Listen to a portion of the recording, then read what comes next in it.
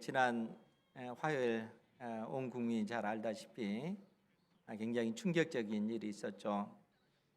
저도 이제 기도원에서 친구가 전화를 해줘가지고 그 상황을 듣고 저 역시 굉장히 충격을 받았고 또 그날 밤 잠을 잘 수가 없더라고요. 그래서 기도하는데 막 눈물이 나오더라고요. 그래서 저뿐만 아니라 우리나라 온 국민들이 아마 그랬을 거라 생각이 듭니다. 이러한 어떤 그 혼란스러운 그 상황이 당분간 계속해서 이제 지속될 텐데 기도하셔서 하나님께서 속히 은혜 주셔서 이 나라 대한민국이 그 혼란을 멈추고 속히 안정을 찾아갈 수 있도록 우리 성도 여러분들께서 더 힘써서 기도해 주시기 바랍니다. 오늘 말씀의 그 제목이 표대를 향하여 달려가노라 라는 그런 제목입니다.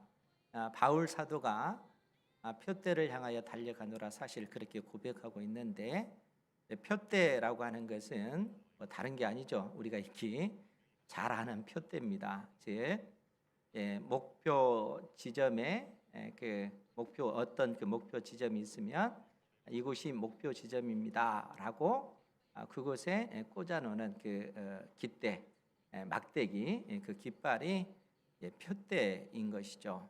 그러니까 가고자 하는 그 목표 지점이 정확하게 어디인가 그것을 알고 그 목표를 향해서 달려가는 바울 사도가 그러한 삶을 살았다라는 이야기입니다. 그러면 왜 이제 이러한 이야기를 하는가? 또 바울 사도가 오늘 말씀을 통해서 우리에게 가르쳐 주고자 하는 이 표대의 의미가 무엇인가? 여러분들이 이제 그 표대의 의미를 명확하게 아시고 바울 사도가 그 표대를 향하여 달려갔듯이 여러분들도 그 표대를 향해서 달려가는 그런 은혜가 있기를 바랍니다. 빌립보 교회의 가장 큰 문제, 또 바울 사도가 지금 빌립보 교회 성도들에게 편지를 써서 보내면서 그들 속에 있는 그 문제, 그것이 다른 것이 아니고 이제 복음의 문제인 것이죠.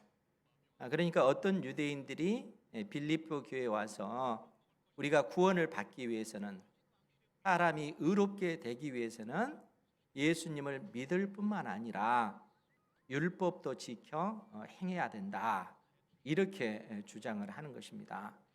그러니까 믿음이 연약한 성도들은 그 부분에 있어서 헷갈려 할 수밖에 없는 것이죠. 더더구나 유대인들은 이 땅에 예수님께서 오시기 전에 그들은 계속해서 율법을 지켜 행함으로써 의롭게 된다 이렇게 생각을 해왔는데 예수님께서 이 땅에 오시고 나서 그 이후에는 누구든지 예수님을 믿기만 하면 의롭게 된다라고 하는 이 복음이 증거되어졌는데 이러한 상황 속에서 유대인들이 너희들이 의롭게 되려면은 예수님을 믿을 뿐만 아니라 율법을 지켜 행해야 된다 이렇게 주장하니까 신앙적인 그러한 혼란을 가질 수밖에 없는 그러한 상황이었다 하는 것이죠. 이러할 때 바울 사도가 빌립보 교회 성도들을 향해서 우리가 의롭게 되어지는 것은 오직 예수 그리스도를 믿음으로 말미암아 의롭게 되어진다라고 그렇게 선언을 하는 것입니다. 그래서 우리가 빌립보서 3장 9절 말씀에 바울 사도가 뭐라고 얘기를 하냐면은 내가 가진 의로움은 율법에서 난 것이 아니요 오직 그리스도를 믿음으로 말미암은 것이니 곧 믿음으로 하나님께로부터 난 의라 이렇게 선언하고 있는 거예요. 그러니까 우리가 오직 예수 그리스도를 믿음으로 말미암아 의롭게 되어진 것이다 하는 거예요. 그리고 하나님께서 예수 그리스도를 믿는 자를 의롭다 선언해 주셨다는 겁니다. 그것이 하나님의 의라는 것입니다. 그런데 여러분들이 생각할 때 하나님의 의, 하나님의 의로움 이것이 무엇인가 하는 것을 절대 잊어버리지 말고 마음속에 새기셔야 됩니다. 그것이 복음이기 때문에 그래요. 지난주에도 말씀을 드렸지만 로마서 1장 17절 말씀에 보면 복음에는 하나님의 의가 나타나서, 복음에는 하나님의 의로움이 나타난다는 거예요. 그리고 믿음으로 믿음에 이르게 하나니 기록된 바 오직 의인은 믿음으로 말미암아 살리라, 이렇게 선언하고 있어요. 복음에는 하나님의 의로움이 나타난다는 거예요. 그러면 어떻게 해서 복음에 의로움이 나타나는가? 두 가지라고 했어요. 첫째, 하나님께서 의로우시다 하는 사실을 이 복음은 우리에게 가르쳐주고 있다는 거예요. 하나님께서 의로우시다, 무엇을 통해서 알 수 있겠어요? 하나님께서는 의로우신 하나님, 공의로우신 하나님이시기 때문에 반드시 죄인을 심판하시는 하나님이시라는 거예요. 죄인을 심판하시는 하나님이시기 때문에 하나님은 의로우신 것이죠. 그런데 하나님께서 우리를 택하셔서 하나님의 자녀 삼으셨잖아요. 죄 많은 우리를 하나님께서 구원해 주신 거예요. 그럼 우리의 죄 문제를 하나님께서 어떻게 용서해 주신 것입니까? 하나님께서는 아무 대가 없이 이 죄를 용서해 주신 것이 아니죠. 하나님의 아들 예수 그리스도를 이 땅에 보내시고 예수님께서 우리를 대신하여 십자가 그 형벌을 받으심으로써 율법의 저주를 받으신 것입니다. 그러니까 하나님의 의로우심은 어떻게 드러나는가? 마땅히 우리가 범한 이 죄로 인해서 그 형벌을 우리가 받아야 되는데 우리를 대신하여 예수님께서 십자가에 못 박혀 죽으셨다는 거예요. 그 사실을 통해서 하나님이 의로우시다 하는 사실을 하나님께서는 드러내셨다는 거예요. 하나님께서는 죄인을 그냥 용서해 주시는 것이 아닙니다. 반드시 그 죄에 대한 형벌을 하나님께서는 내리신다는 거죠. 그런데 예수님께서 택한 백성의 모든 죄를 жил머지시고 십자가에 못 박혀 죽으셨는데 그 죽음이 바로 하나님의 심판이었다는 거예요.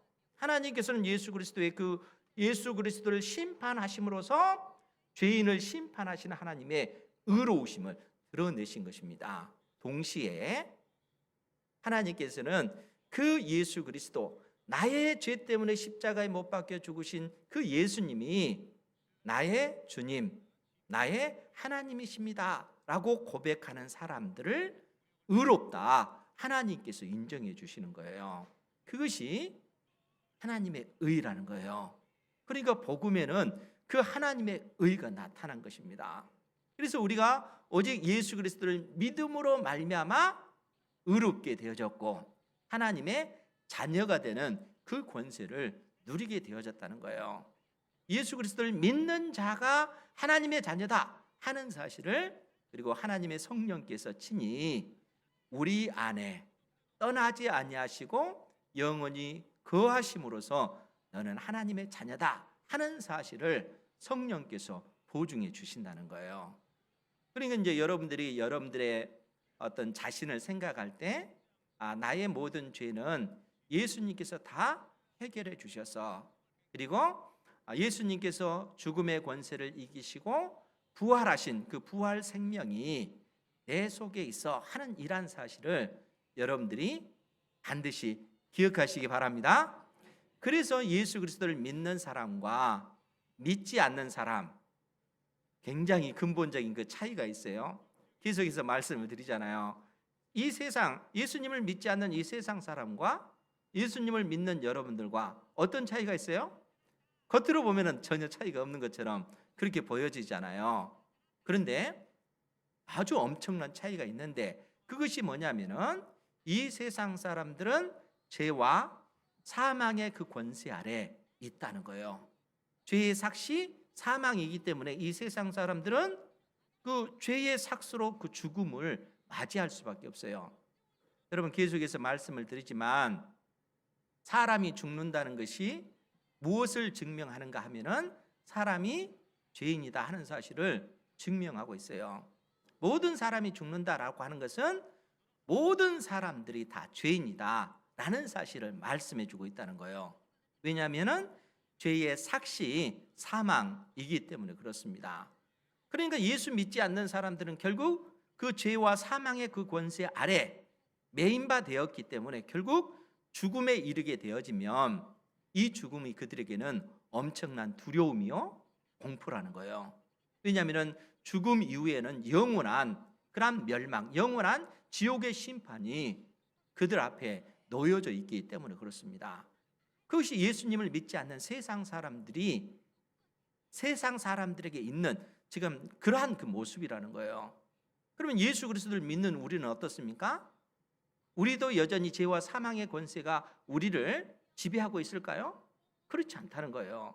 왜냐하면 이 죄와 이 죄의 그 형벌 때문에 예수님께서 십자가에 못 박혀 죽으실 때 우리도 예수 그리스도와 함께 십자가에 못 박혀 죽어서 하나님의 진노의 그 형벌을 예수님과 함께 우리가 받았기 때문에 그런 것입니다.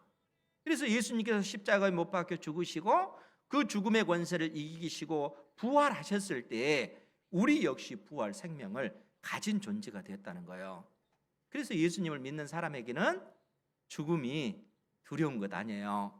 우리가 죽음 앞에 섰을 때 이 죽음은 우리에게 공포와 두려움의 대상이 아니라 이 죽음의 과정을 통해서 나의 낡은 육체, 썩어져가는 이 육체, 낡은 옷을 벗어버리고 영원히 썩지 않는 부활의 몸을 입게 될 것을 이 죽음의 과정을 통해서 우리가 경험하게 된다는 거예요. 이 몸은 벗어버리고 이제 영원히 썩지 않는 부활의 몸을 입게 되어진다는 거예요. 그러니까 우리가 예수 그리스도를 믿음으로 말미암아 구원받았다라고 했을 때는 이미 우리 속에 부활 생명이 있을 뿐만 아니라 이 부활 생명을 가진 우리는 결국에는 어떻게 되겠어요? 몸의 부활을 입게 되어지죠. 근데 여러분 몸의 부활은 언제 입어요? 주님 다시 오실 때 주님께서 재림하실 때 몸의 부활을 입게 되어지는 거예요. 그러니까 이미 우리가 예수 그리스도를 믿음으로 말미암아 완전한 그 구원을 가지고 있지만 여전히 그 구원의 그 지점을 향해서 나아가고 있는 거죠. 완전한 구원의 지점. 그것이 어디예요? 예수님께서 재림하실 때 몸의 부활을 입는 것. 이미 여러분들은 구원을 받았고 부활 생명을 가졌지만 여전히 이 몸의 부활이라고 하는 이 목표점을 향해서 나아가고 있는 거예요. 오늘 바울 사도가 표대를 향하여 달려가노라 라고 할 때 그 표대가 의미하는 바가 뭔가 라고 했을 때는 몸의 부활이라는 거예요. 이 땅에 우리 주님께서 재림하실 때 몸의 부활을 입게 될 그 지점에 표대를 꽂아놓고 지금 바울 사도는 그 방향을 향해서 달려 나아가고 있다는 거예요. 이미 구원을 받았지만 완전한 그 구원의 그 지점에 이르기까지 그 방향을 향하여 달려나가는 바울 사도의 그 모습이 오늘 본문 말씀을 통해서 나타난다는 거예요. 그래서 오늘 10절에 있는 그 말씀을 보면 내가 즉 바울 사도가 그리스도와 그 부활의 권능과 그 고난에 참여함을 알고자 하여 그의 죽으심을 본받아 어떻게 해서든지 죽은 자 가운데서 부활에 이르려 하노니. 우리 12절 말씀 같이 한번 볼게요. 시작. 내가 이미 얻었다 함도 아니요 온전히 이루었다 함도 아니라 오직 내가 그리스도 예수께 잡힌 바 된 그것을 잡으려고 달려가노라. 아멘. 우리 주님께서는 이미 십자가에 못 박혀 죽으시고 그 죽음의 권세를 이기시고 부활하셨을 때 예수님은 몸의 부활을 입으셨잖아요. 부활의 첫 열매가 예수님께서는 되신 거예요. 그리고 그 다음이 예수 그리스도를 믿는 우리가 부활의 몸을 입게 되어질 겁니다. 그런데 그 부활의 몸은 예수님을 믿는 그 즉시 몸의 부활을 입는 것이 아니고 그때는 부활 생명, 부활의 그 능력이 우리에게 주어진 것이죠. 그리고 성령께서 보증을 하십니다. 그런데 그 부활의 몸은 예수님께서 이 땅에 재림하실 때 그때 우리가 부활의 몸을 입게 되어지는 거예요. 그런데 오늘 바울 사도가 12절에서 뭐라고 얘기를 하냐면은 내가 이미 얻었다 함도 아니요. 즉 내가 부활의 몸을 이미 얻었다 이렇게 말하는 것이 아니라는 거예요. 이미 얻었다 함도 아니요 온전히 이뤘다 함도 아니라 오직 내가 그리스도 예수께 잡힌 바 된 그것을 잡으려고 달려가노라. 그런데 이제 여기서 오직 내가 그리스도 예수께 잡힌 바 된 그것, 여기서 말씀이 뭐냐면은 예수님께서 바울 사도를 견고하게 붙잡고 있다라는 그런 의미예요. 예수님께서 바울 사도를 견고히 붙잡고 있기 때문에 예수님께서 바울 사도를 견고히 붙잡고 있고 붙잡은 바울 사도를 어떤 방향으로 이끌어 가시는가라고 하면은 예수님께서 바울 사도를 견고하게 딱 붙잡아서 몸의 부활의 자리에까지 바울 사도를 이끌어 가신다는 얘기예요. 그렇기 때문에 바울 사도 역시 예수님께서 나를 견고히 붙잡고 있기 때문에 나 역시 예수님을 견고히 붙잡으면서 예수님께서 목표로 하신 그 방향으로 나도 힘써서 달려가노라. 그러한 말의 의미라는 거예요. 이 말씀이 좀 어려울 수 있죠. 그런데 여러분들이 이제 그걸 명확하게 기억을 하셔야 이 말의 의미를 이해하셔야 오늘 본문의 내용을 제대로 파악할 수가 있어요. 그러니까 목표점 표대 이 지점은 몸의 부활 이 지점입니다. 그리고 바울 사도는 그 방향을 향해서 나아가는데 놀라운 것은 뭐냐면은 그런 바울 사도를 예수님께서 견고하게 붙잡고 계시다는 거예요. 그리고 바울 사도를 결코 예수님께서는 놓지 아니하시고 결국 목표한 그 지점에까지 예수님께서 바울 사도를 이끌어 가실 거라는 거예요. 여러분 이러한 말씀이 무슨 얘기냐면은 이러한 어떤 그 내용이 바울 사도에게만 해당되는 말씀이 아니라는 거예요. 우리가 잘 아는 로마서 이 8장 28절 말씀에 보면 제가 거기에 읽어드릴게요. 로마서 8장 28절 말씀에 보면 우리가 익히 잘 아는 말씀입니다. 우리가 알거니와 하나님을 사랑하는 자 곧 그의 뜻대로 부르심을 입은 자들에게는 모든 것이 합력하여 선을 이루느니라. 하나님을 사랑하는 자 곧 그의 뜻대로 부르심을 입은 자들, 이 사람들이 누구겠어요? 예수님을 믿는 사람들이죠. 예수님을 믿는 우리를 얘기하는 거예요. 즉 하나님께서는 그의 뜻대로 부르심을 입은 자들에게는 모든 것이 합력하여 선을 이룬다. 여기서 이 선이 뭘까요?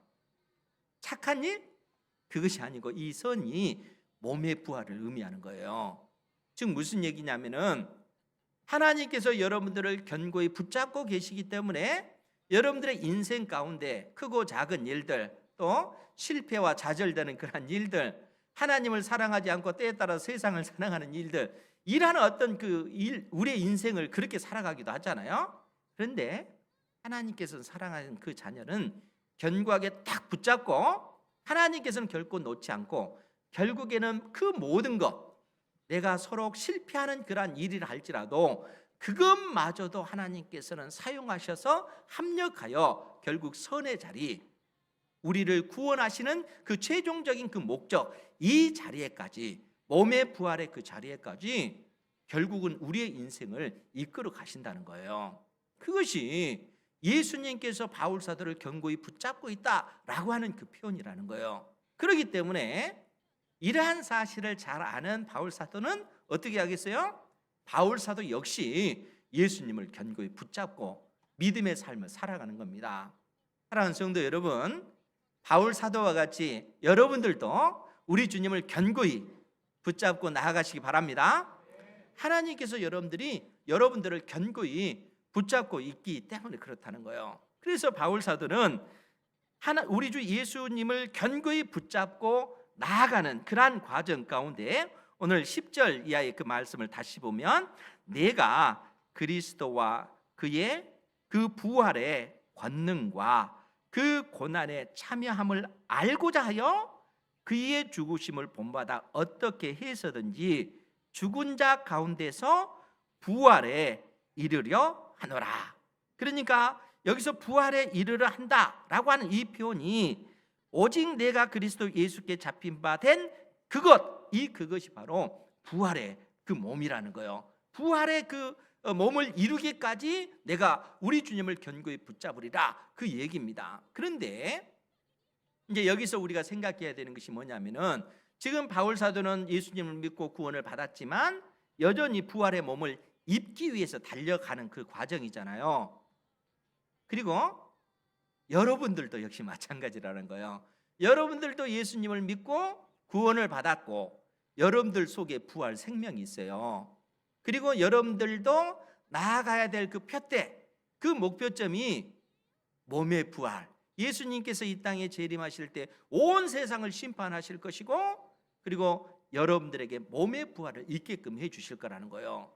그러니까 이 사이에 그 간격이 있잖아요. 이 사이에 우리의 인생이 있는 겁니다. 그러니까 여러분들의 인생의 그 목표를 어디에 둬야 될 것인가, 나의 어떤 인생의 그 방향을 어디에 두고 내가 달려가야 될 것인가.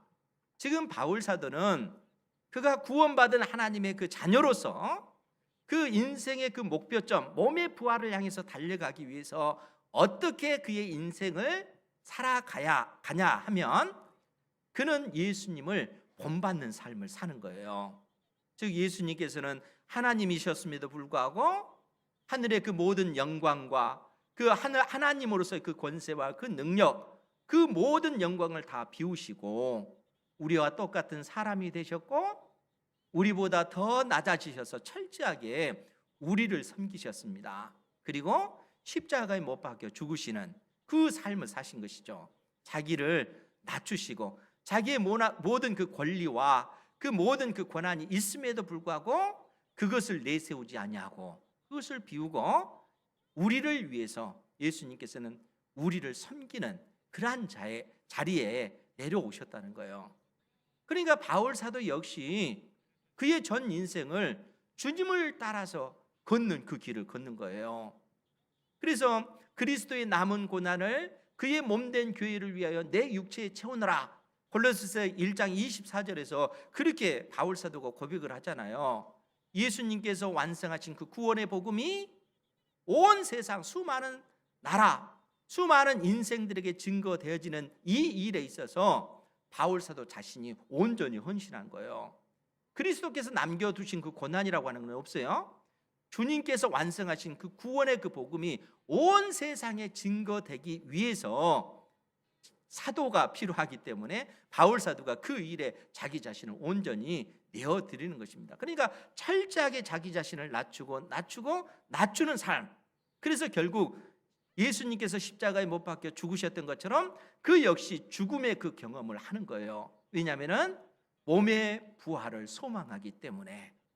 철저하게 낮추신 그 주님을 우리 하나님께서 다시 높이셔서 온 세상 천하 만물의 주님으로 하나님께서 높이셨기 때문에 그렇다는 거예요.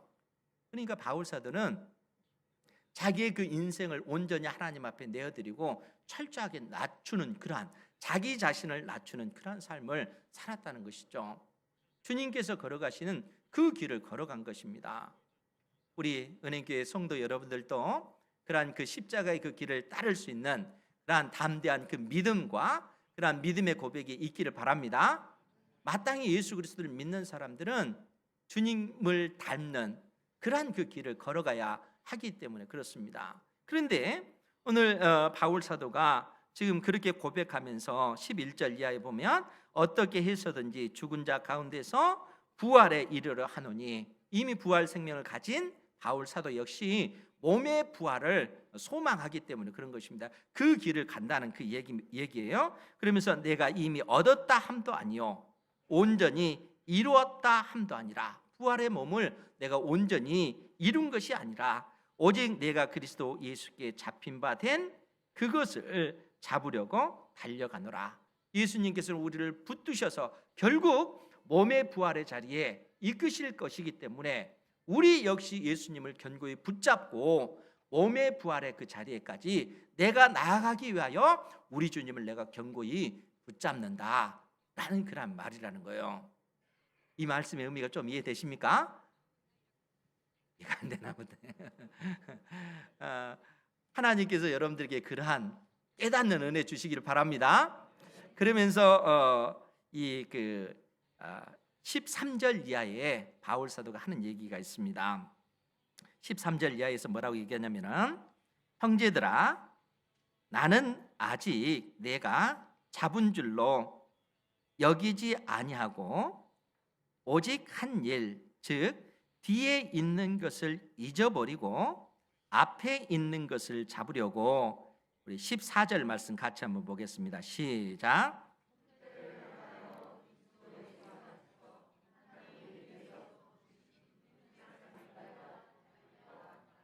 아멘. 지금 바울 사도가 이제 빌립보 교회 성도들을 권면하면서, 형제들아, 나는 아직 내가 잡은 줄로 여기지 아니하고 오직 한 일, 뒤에 있는 것은 잊어버리고 앞에 있는 것을 잡으려고 달려가노라, 이렇게 말씀해 주고 있어요. 즉 이 말이 무슨 얘기냐면은, 우리로 하여금 이해하기 쉽게 지금 바울 사도가 하나의 비유를 들어서 설명해 주고 있는데, 그 비유의 내용이 뭐냐면은 달리는 그 달리기 시합 있잖아요, 마라톤. 그것을 지금 염두에 두고 지금 우리에게 말씀을 해주고 있습니다. 여러분 100m 달리기 하면은 출발선에서 끝 지점, 목표 지점이 있잖아요. 그리고 이 목표 지점을 향해서 이 총소리가 울리면은 막 달리기 시작하잖아요. 달리다가 뒤돌아보는 사람이 있어요? 달리다가 좀 지친데 좀 쉬었다 갈까? 이런 사람이 있습니까? 그렇지 않잖아요. 총소리가 땅 하고 들리면은 출발해서 끝까지 온 힘을 다하여 이 목표점을 향하여 그야말로 모든 에너지를 쏟아부어서 달려가게 되어지는 거죠. 그렇지 않습니까? 지금 바울 사도가 우리에게 그 이야기를 해주고 있다는 거예요. 즉 뒤에 있는 것을 잊어버리고 앞에 있는 것을 잡으려고 표대를 향하여 달려가노라, 그 얘기예요. 여러분 이 그 올림픽 달리기, 그 100m 달리기 하는 그 선수를 보면은 그 달리는 선수 가운데 그 이전에 받았던 그 많은 상들이 있을 거 아니에요? 올림픽에 뭐 출전한 그 선수들이라면은 그 경험들이 얼마나 많겠어요? 또 받은 상들이 얼마나 많겠습니까? 그런데 그 올림픽에 출전한 그 사람들이 나는 달리기 전에 나의 경력은 지금 마라톤을 한 지 내가 25년이 됐어. 내가 어느 대회에서 엄청난 상을 받았어. 그러한 상을 의지해서 마라톤을 할까요? 그렇지 않죠. 그러한 것은 모두 다 과거의 일이잖아요. 나의 경력이 더 월등하기 때문에 나는 우승해, 이게 안 통하잖아요. 그러니까 그러한 뒤의 것들은 다 내버리고 오직 목표를 향해서 달려간다는 거예요. 지금 바울 사도가 우리에게 그 이야기를 해주고 있는 겁니다. 왜 그럴까요? 사실 바울 사도는 그 율법으로 말하면 흠이 없는 사람이라고 자기 자신을 얘기하잖아요. 그는 태어난 지 8일 만에 할례를 받았고, 또 바리새인 중에 그 히브리인 중에 히브리인요, 율법으로는 바리새인, 율법을 연구한 사람, 그리고 열심으로는 교회를 박해하는 그러한 사람이었다는 거예요. 율법의 그 기준으로 보면은 그 의로움에 있어서 그가 흠이 없는 그러한 사람이었다는 거예요. 그런데 그러한 것으로 의를 얻을 수 없다라는 것을 바울 사도는 다 안 거예요. 예수님을 만나고 나서. 그렇기 때문에 그 모든 것을 다 내버리고 오직 예수 그리스도만을 의지하는 거예요. 오직 예수 그리스도를 의지하여 예수 그리스도를 붙잡고 그 목표를 향해서 달려나가는 겁니다. 그런데 이제 여기서 우리가 좀 더 생각해 봐야 될 것이 뭐냐면은, 바울 사도는 6절에도 표현이 되어 있지만 열심으로는 교회를 박해한 그러한 사람이었다는 거예요. 바울 사도는 예수 그리스도를 믿는 사람들을 엄청나게 핍박했던 그러한 사람입니다. 그런 바울이 예수님을 만나게 된 거예요. 그리고 예수님을 믿고 나서 복음을 전할 때 바울 사도의 마음은 어땠을까요? 물론 엄청나게 기뻤겠죠. 그런데 바울 사도가 뭐라고 얘기를 하냐면, 나는 죄인 중에 괴수다. 나는 사도들보다 지극히 작은 자다. 끊임없이 그렇게 얘기를 했어요. 왜 그랬을까요? 그의 어떤 삶의 그 경력을 보면은 우리 주님을 믿는 그러한 성도들을 핍박하고 교회를 핍박했던 그러한 그 경험이 있기 때문에 그렇습니다. 이것 때문에 끊임없이 그의 마음속에는 어떤 생각이 들었겠어요? 나 같은 사람이 무슨 사도라고. 내면으로서는 그러한 어떤 영적 그 갈등이 있지 않겠어요? 그러한 어떤 그 문제가 바울 사도에게도 역시 있다는 거예요. 그래서 그가 순교하기 3, 4년 전에 나는 죄인 중에 괴수다, 그렇게까지 고백을 하지 않습니까? 무슨 얘기냐면은 하나님께서 우리의 그 모든 죄를 용서해 주시고 우리를 구원해 주셨다라고 했을 때는 우리의 그 모든 죄를 하나님께서 다 도말해 주셨다는 거예요. 더 이상 우리의 죄를 기억하지 않는다는 거예요. 이전 것은 지나갔고 우리는 그리스도 예수 안에서 새 것이 된 새로운 피조물이 되어진 존재라는 거예요. 우리의 죄를 기억하지 않는다는 거예요. 그렇기 때문에 여러분들이 신앙생활하면서 때에 따라 예수님을 잘 믿다가 여러분들이 인생 가운데 어떤 실수를 했을 때, 또 하나님의 자녀답게 행동하지 못하고 말하지 못했을 때 끊임없이 그러한 것이 우리의 내면을 괴롭히잖아요. 끊임없이 좌절할 수밖에 없고 낙심할 수밖에 없고, 나 같은 사람이 무슨 예수님을 믿어, 이런 생각이 들 때도 있잖아요. 그런데 그러한 생각은 하나님께로부터 온 생각이 아니라는 거예요. 왜냐하면 우리는 그리스도 예수 안에서 새 생명을 가진 새로운 피조물이기 때문에 그렇다는 겁니다. 그래서 지금 바울 사도가 우리에게 주는 그 말씀도 뒤에 있는 것은 잊어버리고 버리고 앞에 있는 것을 잡으려고 푯대를 향하여 너희들은 달려나가야 된다, 그렇게 얘기하고 있는 거예요. 하나님께서 우리에게 부활 생명을 주셨기 때문에 그 부활 생명을 가진 자로서 우리 주님을 견고히 붙잡고 장차 우리 주님께서 우리에게 부활의 몸을 입게 해주실 그때를 바라보면서 그 방향을 향해서 힘써 달려나가는 그런 삶을 살아야 된다는 겁니다. 바울 사도가 빌립보 교회 성도들에게 그러한 권면을 해주고 있는 것입니다. 이러한 삶을 사는 여러분들 되시기 바랍니다. 하나님께서 우리에게 그러한 삶을 요구하고 계시다는 거예요. 그러면서 그 푯대가 의미하는 바를 또 뭐라고 표현하냐면은 그리스도 예수 안에서 하나님이 위에서 부르신 부르심의 상을 위하여 달려가노라. 위에서 부르신 부름의 상, 위에서 부르신 그 얘기는 하나님께서 우리를 불러주셨다는 얘기죠. 우리를 무엇으로 불러주신 거예요? 하나님의 자녀로. 우리가 하나님의 자녀라는 겁니다. 우리가 하나님의 자녀로 구원을 받았고 우리 하나님께서 우리를 기다리고 계시는 거예요. 그 목표 지점에서 왜 우리에게 부름의 상을 주기 위해서, 그 부름의 상이 뭐라고요? 어떤 금상, 은상, 동상이 아니고 몸의 부활을 입는 완전한 그 구원이 이루어지는 그 상을 지금 이야기하고 있는 거예요. 그러니까 여러분들이 이제 이 빌립보서 이 말씀을 통해서 부름의 상이 뭘까? 푯대가 무엇일까라고 했을 때 여러분들이 기억을 하셔야 돼요. 다른 의미가 없어요. 그래서 몸의 부활을 이야기하는 겁니다.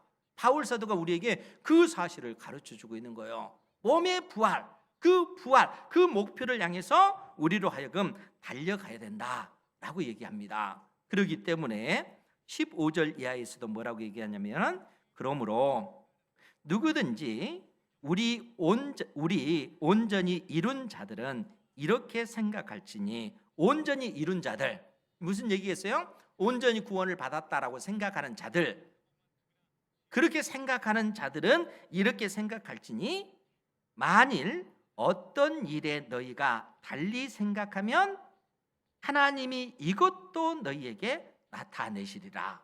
무슨 얘기입니까? 즉 나는 완전한 구원을 받았어, 이렇게 생각하고 몸의 부활이라고 하는 그 목표를 향해서 가다가 쉬면서 나는 완전한 구원을 받았어, 이렇게 앉아 있는 그들을 향하여 그 생각은 잘못된 것이다 라고 지금 말씀해 주시는 거예요. 그래서 그러한 생각을 갖는 그들에게 만일 어떤 일에 너희가 달리 생각하면 하나님이 이것도 너희에게 나타내시리라. 즉 하나님께서 그러한 생각까지도 교정해 주셔서 달려갈 수 있도록 그렇게 도와주신다는 거예요. 왜 그렇습니까? 우리가 구원받은 하나님의 자녀이기 때문에, 예수님께서 우리를 견고히 붙잡고 있기 때문에 결국 구원의 완성의 그 지점까지 우리가 달려가도록 하나님의 성령께서 우리를 붙잡고 계시고, 우리의 생각을 일깨워 주시고 교정해 주시고, 우리가 쉰 것이 아니라 다시 일어서서 그 목표를 향해서 달려갈 수 있도록 도와주신다는 거예요. 이것이 하나님의 놀라운 그 은혜인 것이죠. 합력하여 선을 이룬다는 의미가 이 속에 담겨져 있는 것입니다. 하나님께서 우리를 그처럼 붙드셔서 그 방향을 향해서 나아가도록 그렇게 만드신다는 거예요. 그러면 사랑하는 성도 여러분, 지금 하나님께서 우리를 향하여 이러한 계획을 가지고 계시잖아요. 그러니까 이 계획에서 벗어난 사람은 한 사람도 없어요. 모두가 다 이 계획 속에 포함되어 있어요. 여러분들이 구원을 받고 부활 생명을 가진 사람들은 몸의 부활이라고 하는 이 완전한 그 구원의 이 지점까지 향하여 나아가도록 하나님께서는 지금 요구하고 계십니다. 그러니까 이러한 진리를 안다면 우리가 어떻게 해야 되겠어요? 바울 사도와 같이 우리 주님께서 걸어가셨던 그 길을 따라서 100m 달리기 하듯이 뒤를 돌아보지 않고 그 목표 지점을 향하여 전력 질주하면서 나아가야 된다는 거예요. 그래서 16절에서 뭐라고 얘기하냐면은 오직 우리가 어디까지 이르렀든지 그대로 행할 것이라. 무슨 얘기냐면은 우리가 어디까지 이르렀든지, 즉 목표 지점을 향하여 달려가다가 그 지점이 이 그 중간 지점이든 그보다 더 앞선 지점이든 어떤 지점에 있든지 이르렀든지 너는 거기서 멈추지 말고 그 목표점을 향하여 힘차게 행할 것이라, 이렇게 말해주고 있다는 거예요. 하나님의 자녀들이 그러한 삶을 살아야 된다는 것입니다. 그러니까 하나님께서 이 세상 속에서 수많은 사람들 가운데 여러분들을 택하셔서 구별된 백성으로 하나님께서 삼아주셨잖아요. 우리를 구별된 백성으로 삼아주신 것은 이 세상 속에서 빛과 소금의 역할을 감당하라고, 참된 진리가 무엇인지 우리가 드러내라고 하나님께서는 이 세상 속에서 우리를 건져주셨다는 거예요. 그러니까 우리는 이 세상 속에서, 이 나라 속에서 이 세상에, 이 나라의 빛과 소금의 역할을 감당해야 되는 것입니다. 그러기 위해서 우리가 사는 모든 삶의 영역, 여러분들이 가정생활을 하든 직장생활을 하든 또 어떤 그 사업을 경영하든 여러분들이 어느 곳에 있든지 그곳에서 하나님을 의지하시고 하나님의 그 다스림, 하나님의 그 통치를 받으면서 구별된 백성답게 여러분들의 인생을 경영해 가야 되는 것입니다. 그러한 사람들을 통해서 하나님 나라의 그 역사가 진행되어져 가기 때문에 그런 것입니다. 이러한 하나님의 그 크신 뜻을 여러분들이 잘 깨달아 알아서 믿음의 삶을 사시고 우리 하나님의 그 기쁨이 되는 그러한 삶이 되기를 주님의 이름으로 축원드립니다. 기도하겠습니다. 거룩하신 아버지 하나님, 귀한 생명의 말씀을 통하여 오늘도 우리를 교훈하여 주시니 감사드립니다.